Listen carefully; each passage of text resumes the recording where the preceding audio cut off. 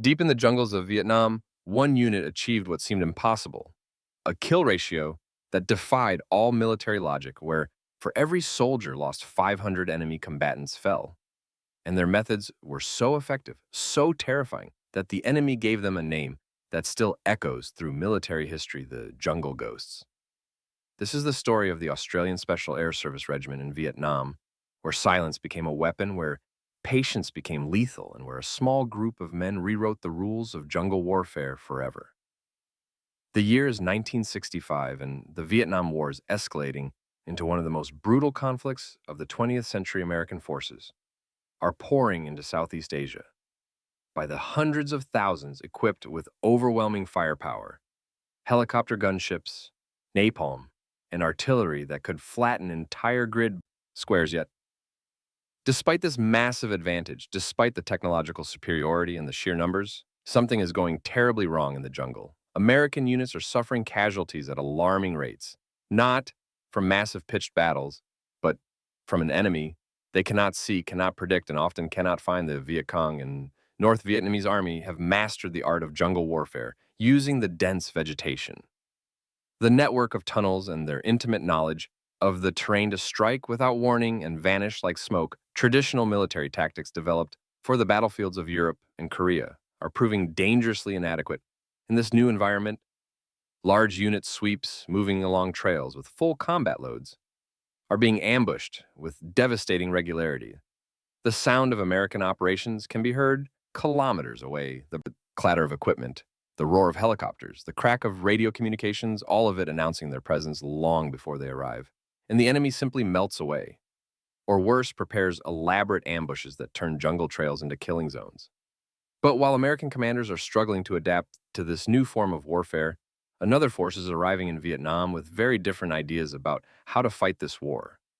They come from a country where jungle warfare is not a theory learned in training manuals, but a hard-won reality earned through 12 years of brutal counterinsurgency operations. They are the Australian Special Air Service Regiment, and they are about to demonstrate that in the jungle, the loudest army does not always win. The Australian SAS did not arrive in Vietnam as novices learning jungle combat on the job. They came with something far more valuable than firepower or numbers.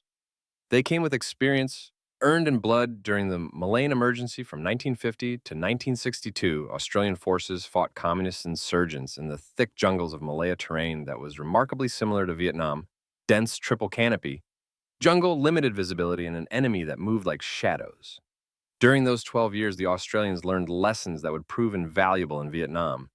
They learned that in the jungle, patience beats speed, that silence beats firepower, that a small team moving without sound could achieve what entire battalions could not. They learned to out-guerrilla the guerrillas, to adopt the very tactics their enemies used, and perfect them to a degree that would become legendary when the first SASR squadron deployed to Vietnam in 1966. They were not raw recruits being thrown into an unknown environment. They were the inheritors of a decade of institutional knowledge. Every patrol leader, every tracker, every operator carried with them the hard-earned lessons of Malaya. They knew how to move through jungle without disturbing a single leaf, how to read signs that others would miss, how to think like their enemy and anticipate his moves. The formation of the Australian SAS in 1957 had been based on the British Special Air Service model, but the Australians had taken that foundation and built something uniquely suited to the Pacific Theater. They had inherited combat experience from World War II's SAS Special Unit, which had operated behind Japanese lines.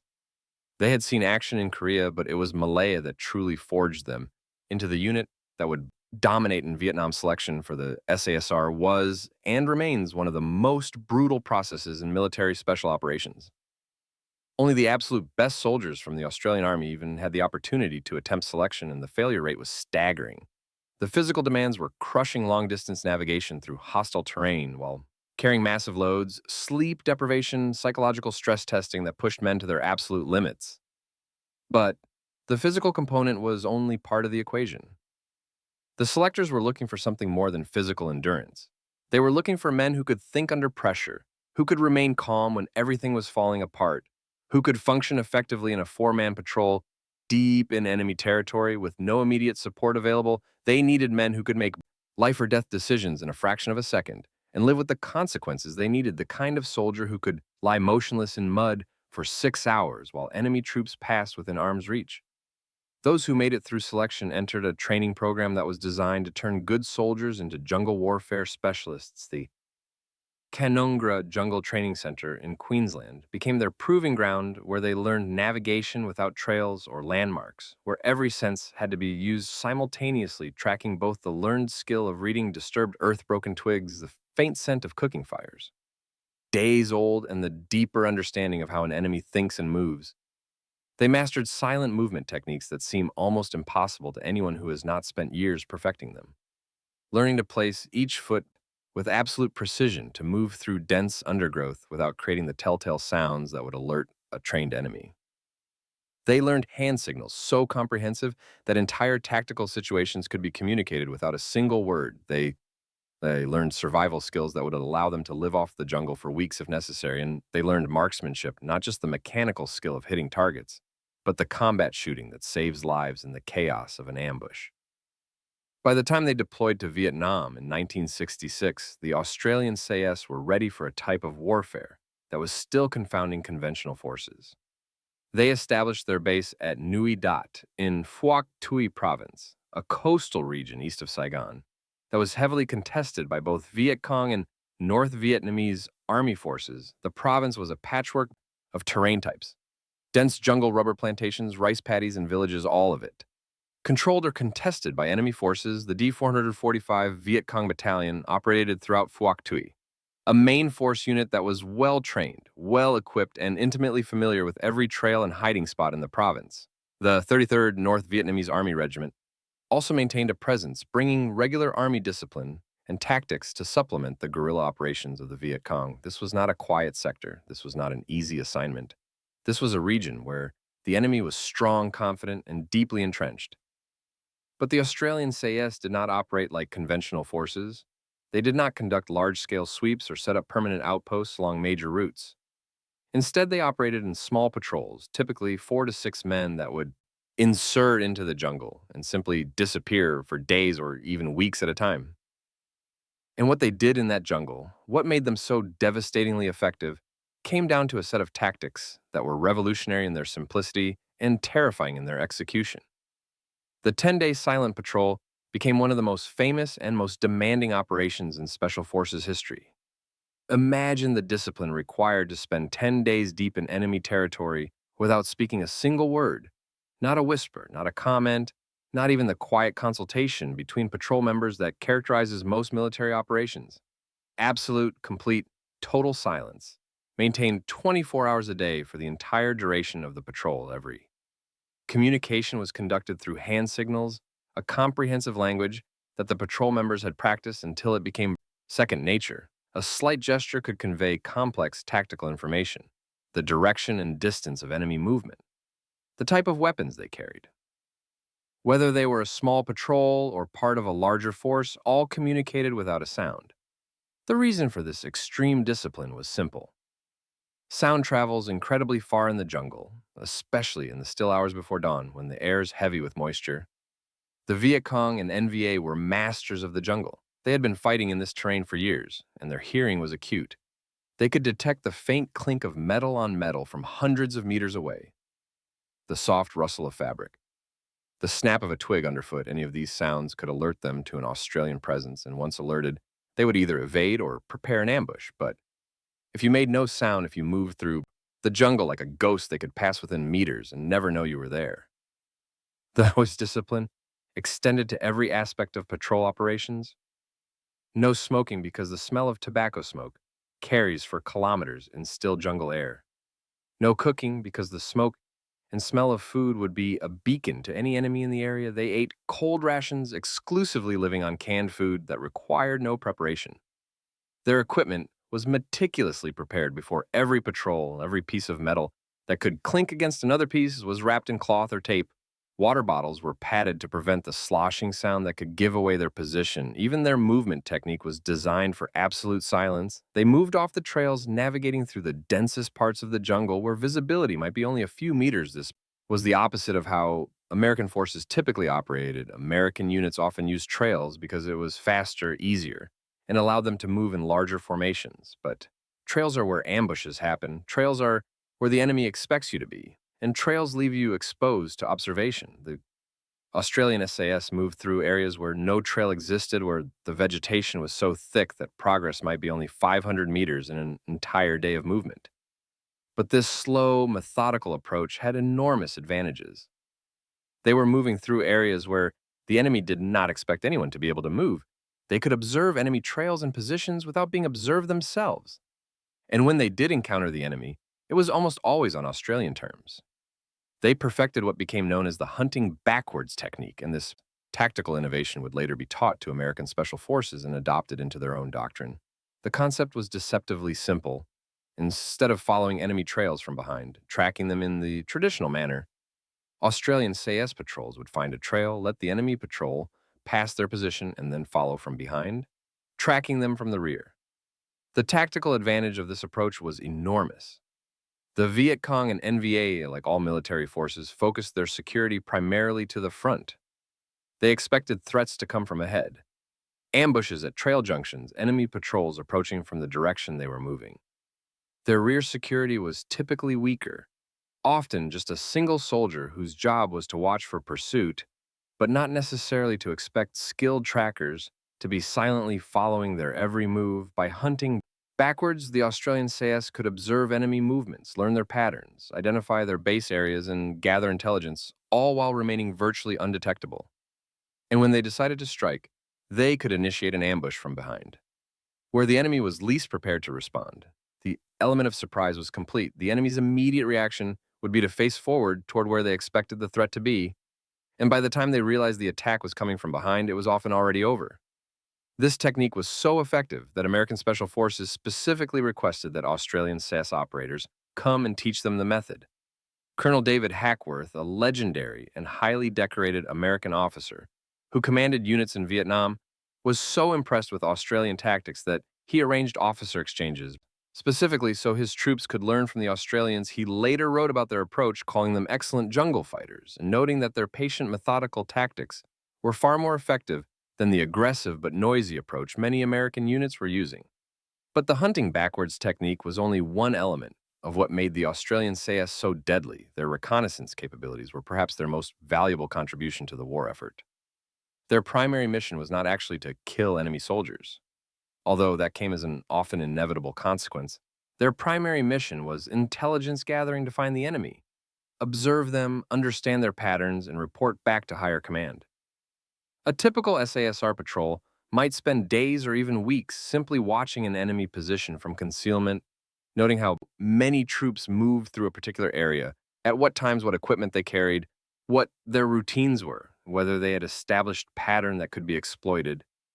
This information was invaluable for planning larger operations, but the patrols did not just gather information passively. When they identified high-value targets, enemy supply caches, base camps, or troop concentrations, they could call in airstrikes or artillery, and then observe the results. The patience required for this type of operation is difficult for anyone who has not experienced it to truly understand. Imagine lying absolutely still in dense vegetation while mosquitoes swarm around you, while the heat and humidity make every breath feel like you are breathing through a wet cloth, while your muscles cramp from remaining motionless for hours, while enemy soldiers walk past so close you could reach out and touch them, and knowing that any movement, any sound could result in your entire patrol being compromised and engaged by a numerically superior force. The mental toughness required for this type of operation was extraordinary. These men operated in 4 to 6 man patrols deep in enemy-controlled territory, with no immediate backup available. If things went wrong, they had to remain absolutely calm under circumstances that would break most people. They had to make split-second decisions about whether to engage or remain hidden, whether to call in support or maintain their concealment. And they had to do all of this while functioning on minimal sleep, often in brutal environmental conditions. When they did engage the enemy, their ambush tactics were devastating. They selected kill zones with meticulous care, looking for locations where the train would channel enemy movement, where they could establish overlapping fields of fire, and where they had clear extraction routes. Already planned, the ambush would typically be initiated with claymore mines. The TNA-1 claymore became the favorite weapon of Australian SAS patrols. The claymore mine is a directional fragmentation device containing 700 steel balls that, when detonated, spread out in a 60-degree arc with lethal effect out to 50 meters. The psychological impact of a claymore detonation is as important as the physical damage. The sudden devastating explosion, the hail of steel balls ripping through vegetation and flesh, creates immediate shock and confusion in the enemy force, and in those first seconds, when the enemy is stunned and disoriented, the Australian patrol would open fire. They used what became known as the volume of fire doctrine, and this approach was based on hard-earned lessons from both Malaya and their own experience in Vietnam.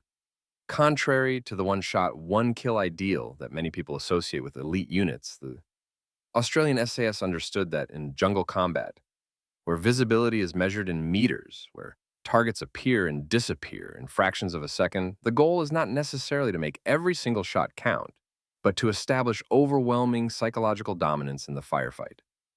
The opening seconds of an ambush might involve precision shots when enemy soldiers are visible and exposed in the kill zone. But within seconds, those who survive the initial volley will take cover and disappear from view. At that point, the patrol would shift to volume of fire, shooting at sounds, at movement, at muzzle flashes, at likely positions where the enemy might be taking cover. The goal was to keep the enemy pinned down, unable to maneuver, unable to return effective fire, and unable to escape. The SAS patrols carried enormous amounts of ammunition, specifically to support this doctrine. While a conventional infantry soldier might carry 200 rounds, an SAS patrol member might carry 400 to 600 rounds, and they had modified their weapons to better support this approach.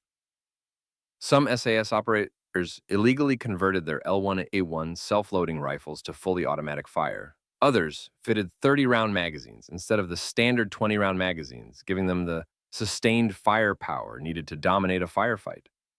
But firepower alone does not win ambushes. What truly made Australian SAS ambushes so effective was the combination of surprise violence of action and aggressive follow-through once the ambush was initiated. They did not simply shoot and wait. They assaulted through the kill zone, using fire and movement techniques to close with the enemy. This aggressive approach served multiple purposes. First, it prevented the enemy from organizing an effective counterattack or withdrawal by immediately pressing the attack. Australians kept the enemy off balance and unable to respond effectively. Second, it ensured that no enemy soldiers escaped to report the patrol's location or methods. And third, it allowed them to search the bodies in the area for intelligence, documents, maps, weapons, and equipment that could provide valuable information about enemy plans and capabilities. The contrast with how many American units operated could not have been more stark. American doctrine emphasized overwhelming firepower at distance. When contact was made, the typical response was to take cover, establish a defensive perimeter, and call in artillery and air support to destroy the enemy with indirect fire. This approach made sense given American advantages in firepower and the desire to minimize friendly casualties, but it also meant that engagements often ended with the enemy withdrawing before they could be decisively engaged. The Australian SAS approach was the opposite. They closed with the enemy. They finished the fight decisively, and they did it with small patrols that could move silently through terrain where larger units could not operate effectively.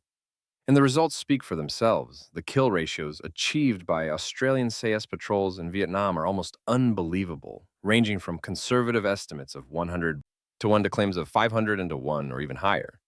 To understand how extraordinary these numbers are, we need context. The United States Army in Vietnam expended an estimated 50,000 rounds of small arms ammunition for every enemy casualty. Some sources place this number even higher, at 100,000 to 1. This does not mean American soldiers were poor marksmen. Rather, it reflects the reality of jungle combat, where most shooting is done at sounds and suspected positions rather than clearly visible targets. Australian regular infantry units, the RAR battalions, achieved shots per casualty ratios of 187 to 232 rounds, depending on whether they were using the SLR or the M16 rifle. This was already dramatically better than American forces. But the SAS took it to another level entirely. Their combination of superior fieldcraft, perfect patience, and devastating ambushes meant they were achieving kills with far fewer rounds expended and suffering virtually no casualties in return. The total number of Australian deaths in Vietnam from 1962 to 1975 was 521 from all causes across all units. The Australian SAS deaths were in the single digits over the entire war. This is not because they avoided combat, quite the opposite. They actively sought it, but they did so on their terms with meticulous preparation and with tactics that minimized their exposure while maximizing enemy casualties. The enemy noticed, and the enemy learned to fear them. Viet Cong and North Vietnamese army officers who were captured or who defected provided testimony about Australian operations that reveals just how effective this approach was. They described Australians as more aggressive than Americans, noting that while American units could often be predicted and evaded, Australian patrols were unpredictable appearing, where they were not expected and engaging with sudden, overwhelming violence. One captured VC officer stated that Australians patrolled off the trails, which made ambushes extremely difficult. This might seem like a minor tactical detail, but in jungle warfare, where ambushes are the primary method of engagement, the ability to move through areas where ambushes cannot be effectively prepared is an enormous advantage. The Viet Cong had become experts at selecting ambush sites along likely avenues of approach, preparing concealed positions and waiting. But if the enemy does not use those avenues of approach, if they materialize from the jungle itself, then all that preparation becomes worthless. The psychological impact of Australian operations extended beyond just the immediate tactical level. The Viet Cong and NVA began to avoid areas where Australian patrols were known to operate. Activity levels in Phuoc Tuy Province dropped dramatically after the Australian task force established itself at Nui Dat. Enemy forces that had previously moved freely through the province began routing around Australian areas of operation, accepting longer, more difficult routes rather than risk encountering an SAS patrol. This was not because the Australian area was quiet or because it was an easy sector. Quite the opposite before the Australians arrived. Phuoc Tuy was heavily contested with significant VC presence and regular NVA units operating in the region. The Battle of Long Tan in August 1966 saw just over 100 Australian soldiers from D Company 6R engage a combined force of over 2,000 Viet Cong and North Vietnamese army troops in a rubber plantation. The Australians held their ground, and with artillery support and armored relief inflicted massive casualties on the enemy force. The Battle of Coral Balmoral in 1968 was another major engagement where North Vietnamese forces launched a sustained offensive against Australian positions as part of the wider post-Tet offensive operations. These were not minor skirmishes. These were significant battles against a determined and well-equipped enemy. And the Australians consistently came out on top, not through luck, but through superior training tactics and execution. The idea that the Australian sector was quiet is a myth often promoted by critics who cannot accept that a relatively small force could be so effective. The reality is that the sector became quiet because the Australian presence made it untenable for enemy operations. The VC and NVA are not stupid. They learn, they adapt. And what they learned was that operating in areas where Australian SAS patrols were active was a death sentence. So they stopped. The stories from Australian SAS operations in Vietnam have taken on an almost legendary quality, but they are not myths. They are documented historical facts. The 10-day silent patrol story that has been repeated in military circles is real. A 4-man SASR patrol was inserted deep into enemy territory with orders to observe and report on enemy movements for 10 days. They would maintain complete radio silence except for scheduled brief check-ins, and they would not speak a single word for the entire operation. For 10 days, these 4 men moved through dense jungle, observed enemy positions, tracked movement patterns, and gathered intelligence without uttering a single word.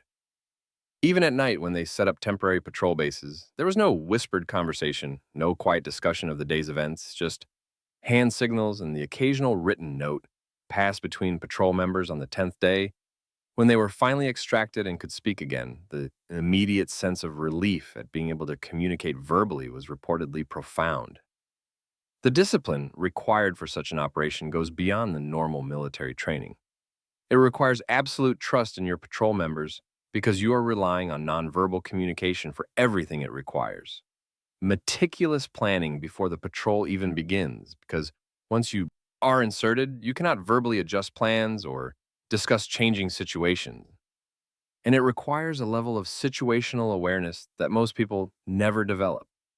Because you have to be reading your patrol members constantly, understanding what they are communicating through tiny gestures and responding appropriately. Another story that demonstrates the tactical innovation of Australian SAS operations involves a Viet Cong tracker who had been successfully hunting Australian patrols the VC used trackers, just as the Australians did men who were skilled at reading jungle signs and following the faint traces that even well-trained soldiers leave behind.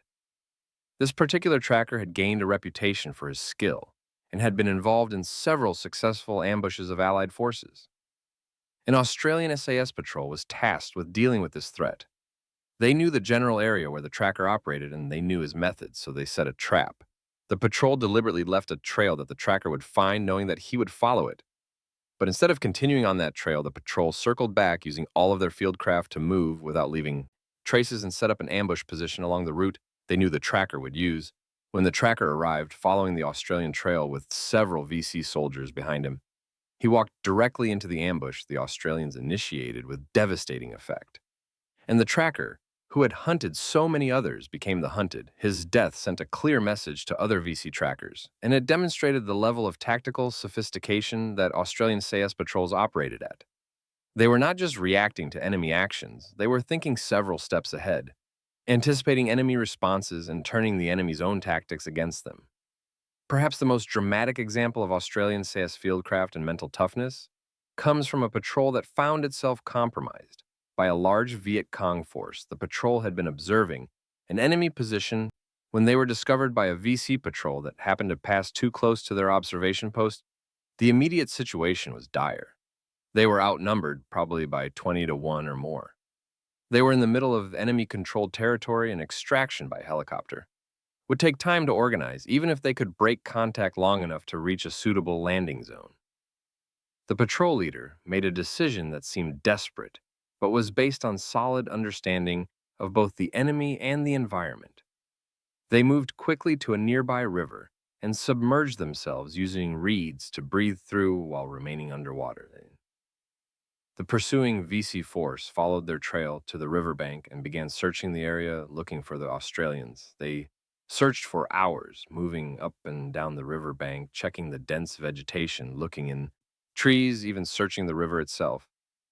But they never found the submerged patrol. The Australians remained underwater, breathing through reeds for hours. An almost unimaginable feat of endurance and mental control. Imagine the discipline required to remain submerged and motionless while enemy soldiers search the area around you, knowing that any movement, any sound could give away your position and result in the entire patrol being killed. The physical discomfort of being submerged for hours in tropical water is bad enough. But the psychological pressure of knowing that discovery means certain death is something that only the most mentally tough individuals can handle. When darkness finally fell and the VC search parties withdrew, the patrol emerged from the river, moved downstream to put distance between themselves and the search area, and called for extraction. The next morning, they were pulled out, having survived a situation that would have been fatal for a less well-trained and less disciplined unit. This story is not an exaggeration. It is documented in patrol reports, and it demonstrates the kind of unconventional thinking and sheer determination that characterized Australian SAS operations. The comparison between Australian SAS and the Army of the Republic of Vietnam is instructive and tragic because it highlights how institutional factors can make the difference between military effectiveness and failure. The ARVN was a large force on paper, over 1 million men at its peak, equipped with modern American weapons and supported by massive amounts of aid. But despite these advantages, the ARVN's combat effectiveness was consistently poor, and the reasons why provide important lessons about what actually makes military forces effective. The ARVN suffered from endemic corruption at every level. Officers were appointed based on political loyalty rather than military competence, because the South Vietnamese government was more concerned with preventing coups than with winning the war. This meant that incompetent officers who posed no political threat to the regime were promoted, while competent officers who might have ambitions were sidelined. The result was a leadership class that was more focused on protecting their own careers and financial interests than on fighting effectively. Ghost soldiers were a massive problem. Throughout the ARVN, commanders would inflate their unit rosters, claiming they had more troops than actually existed and pocketing the pay and rations for these non-existent soldiers' supplies intended for combat Troops were routinely sold on the black market. Officers who were supposed to be leading their men in combat were instead running side businesses and enriching themselves, while their troops went without adequate food equipment or ammunition. Morale among ARVN troops was predictably terrible. They were poorly paid, often not paid at all. When their commanders were stealing their wages, they were fighting for a government that was widely seen as corrupt and illegitimate, and they faced an enemy that was highly motivated and willing to accept enormous casualties. Desertion rates in the ARVN were massive, with thousands of soldiers simply walking away from their units. Training was inconsistent and often inadequate. Marksmanship standards were poor because ammunition for training was expensive, and corrupt officers would rather sell it than use it for training. Small unit tactics were weak because they had no institutional experience with effective counterinsurgency, and their American advisors were often learning jungle warfare themselves and could not provide the kind of expertise that the Australians brought from Malaya. Tactically, the ARVN was predictable and road-bound. They moved along major routes because it was easier, and because their officers did not want to endure the hardship of moving through difficult terrain. They conducted operations during daylight hours and returned to base at night, giving the enemy a predictable pattern to exploit, and they often avoided contact when possible because officers did not want to risk casualties that might reflect poorly on their commands. The contrast with the Australian SAS could not be more stark. The SASR was built on merit-based selection. Only the best soldiers were accepted, and they earned their positions through demonstrated competence, not through political connections. There was no corruption because the unit culture did not tolerate it.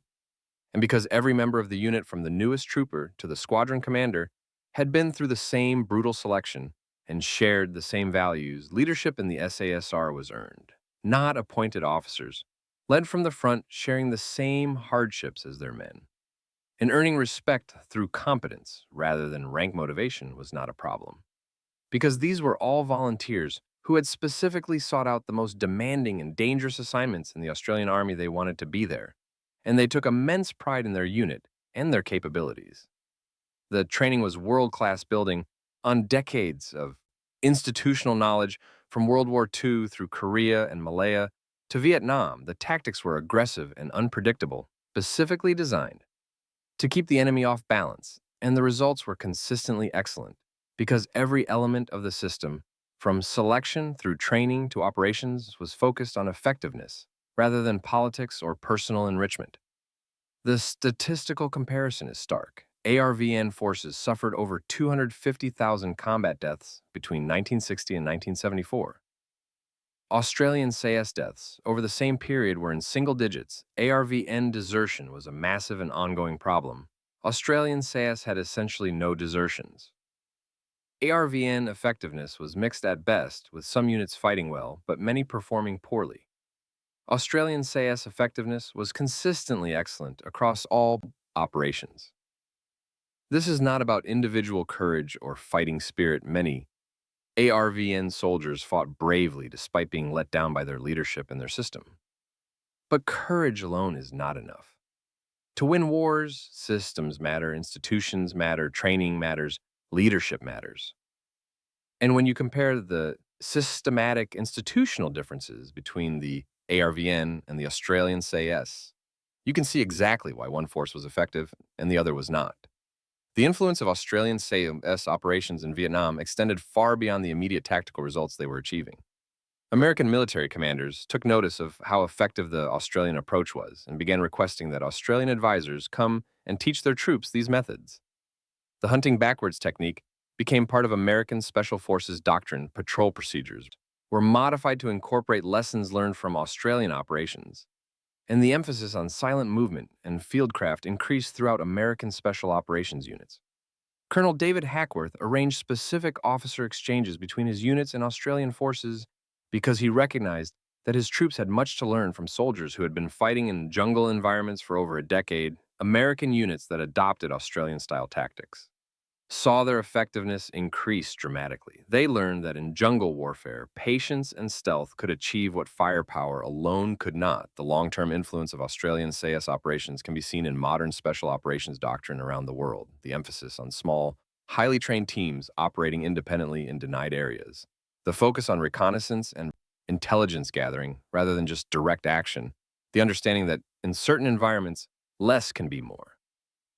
All of these concepts that are now standard in special operations trace their lineage back to units like the Australian SAS in Vietnam. The legacy continued well beyond Vietnam. Australian SAS deployed to Somalia in 1993 as part of the UN mission. They're deployed to East Timor in 1999 through 2000, where they conducted peacekeeping and stability operations, deployed to Afghanistan from 2001 through 2021, where they were among the most active and effective special operations units fighting the Taliban, and deployed to Iraq from 2003 through 2009. In each of these conflicts, the lessons learned and the reputation earned in Vietnam preceded them. The Australian way of war, as it developed through the 20th century, emphasized quality over quantity, small, highly trained professional units over mass armies, patient, methodical operations over hasty, aggressive action, and professionalism over political considerations. This approach served Australia well in every conflict. From World War I, where Australian divisions earned a reputation as assault troops, through World War II, Malaya, Vietnam, and into the modern era. But we must address some myths that have grown up around Australian SAS operations in Vietnam, because while their achievements were extraordinary, they were not superhuman, and understanding the reality is more valuable than perpetuating myths. The myth that their area of operations was quiet has already been addressed. Phuoc Tuy Province was heavily contested before the Australians arrived, and only became quieter because Australian operations made it untenable for the enemy. The myth of perfect marksmanship, where every shot resulted in a kill, is also not accurate. While Australian shooting standards were far superior to most forces, they were still human beings fighting in difficult conditions where visibility was often measured in meters. The shots per casualty ratio of 187 to 232 rounds was outstanding, but it means they were firing multiple shots per casualty, not achieving one shot, one kill on every engagement. What made them effective was the combination of good marksmanship with excellent tactics that put them in positions where they could engage effectively. The myth that they never took casualties is false. They suffered casualties, but at a dramatically lower rate than other forces, because their tactics minimized their exposure and maximized their advantages. The kill ratios of 100 to 1 or 500 to 1 mean that for every Australian casualty, the enemy suffered 100 or more.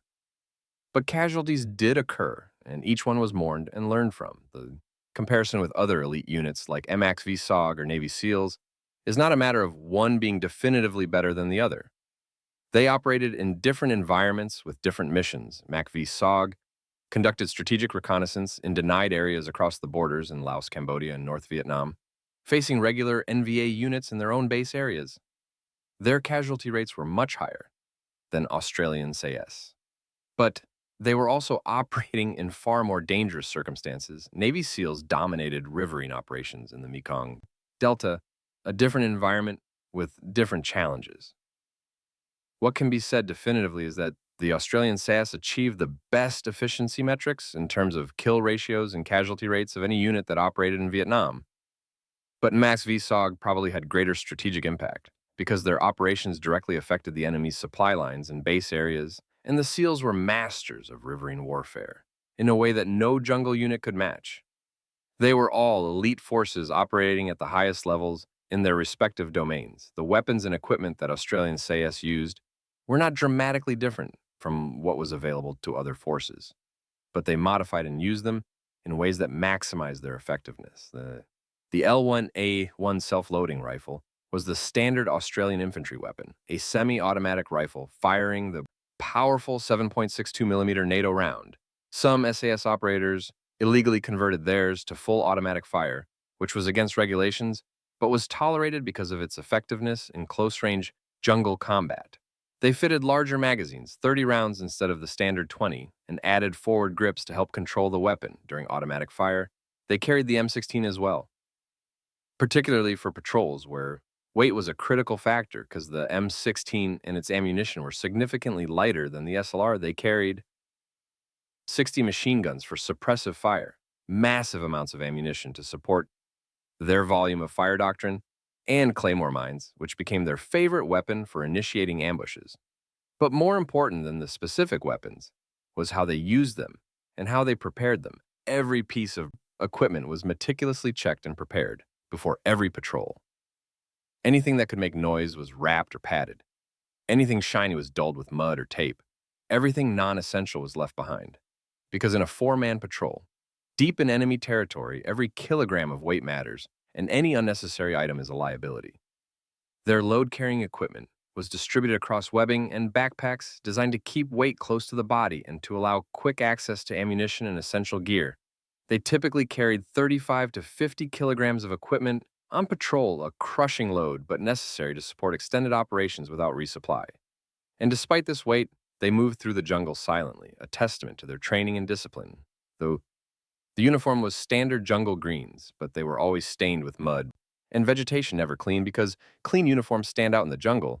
They wore boonie hats rather than helmets because helmets make noise when you brush against vegetation and they obscure hearing. They used cam cream to break up the outline of their faces and attached vegetation to their uniforms to blend into their surroundings. The attention to detail extended to everything they did. Every aspect of their operations was thought through and prepared for, because in their line of work, a small mistake could be fatal, and there were no second chances. They operated with the understanding that they were always outnumbered, always deep in enemy territory, and always dependent on their skills and their patrol members for survival. As the war continued and American forces began drawing down Australian forces, also began their withdrawal. The last Australian SAS squadron left Vietnam in 1971, having established a combat record that remains virtually unmatched in modern warfare. They had operated continuously from 1966 to 1971, conducting hundreds of patrols, gathering invaluable intelligence, and achieving kill ratios that seemed impossible. When they returned to Australia, they brought with them lessons that would shape Australian special operations for decades to come. The institutional knowledge they had gained was preserved in training programs, doctrine, and the culture of the unit. New members joining the SAS would be taught by veterans who had operated in Vietnam, and those lessons would be passed down through generations. The reputation they earned in Vietnam preceded them in every subsequent deployment. When Australian Special Forces deployed to any conflict zone, their reputation for professionalism, skill, and effectiveness was already established, and that reputation was earned in the jungles of Vietnam, where a small group of highly trained soldiers demonstrated that in modern warfare, technology and numbers do not always determine victory. The lessons from Australian SAS operations in Vietnam remain relevant today. The importance of small unit tactics, the value of patience and fieldcraft, the understanding that in certain environments, stealth and surprise can be more effective than overwhelming firepower, the recognition that selection and training create force multipliers, that no amount of equipment can match all of these principles that seem obvious now were proven in combat by the Australian SAS. Their story is not just about kill ratios and tactics. It is about what happens when you take the best soldiers, give them the best training, provide them with institutional knowledge earned through decades of combat experience, and then trust them to operate independently in the most challenging environments. The result was a unit that achieved what seemed impossible, that earned the respect of their allies and the fear of their enemies, and that left a legacy that continues to influence special operations forces around the world. The jungle ghosts of Vietnam. The silent hunters who moved through the densest terrain without a sound, who struck without warning and vanished without trace, who achieved kill ratios that defy belief, and who demonstrated that even in modern warfare, the oldest principles of war patience, discipline, training, and leadership remain the foundation of military effectiveness. This is the legacy of the Australian Special Air Service Regiment in Vietnam, and it stands as one of the most remarkable achievements in the history of special operations warfare. In the end, what made them so effective was not any single factor, not their weapons or their tactics or their training, but the combination of all of these elements into a coherent system built on decades of experience, refined through brutal selection and training, and executed by men who understood that their survival and their success depended on absolute professionalism. They were not superhuman. They were supremely well-trained, and that made all the difference. Their story deserves to be told and remembered, not just as a historical curiosity, but as a case study in military effectiveness that continues to offer lessons for modern forces. They prove that small units of highly trained professionals operating with excellent tactics and strong leadership can achieve results far beyond what their numbers would suggest. They demonstrated that in jungle warfare, patience and stealth can be more valuable than firepower. And they showed that When you build a military system based on merit, professionalism, and continuous learning, the results speak for themselves. The Australian Special Air Service Regiment in Vietnam, 500 kills to 1 loss. The deadliest hunters in the jungle and the legacy that continues to shape special operations forces around the world more than 50 years after their last patrol left the Vietnamese jungle. If you found this deep dive into military history compelling, make sure to subscribe for more detailed documentaries exploring the tactics, strategies, and untold stories of elite military operations throughout history.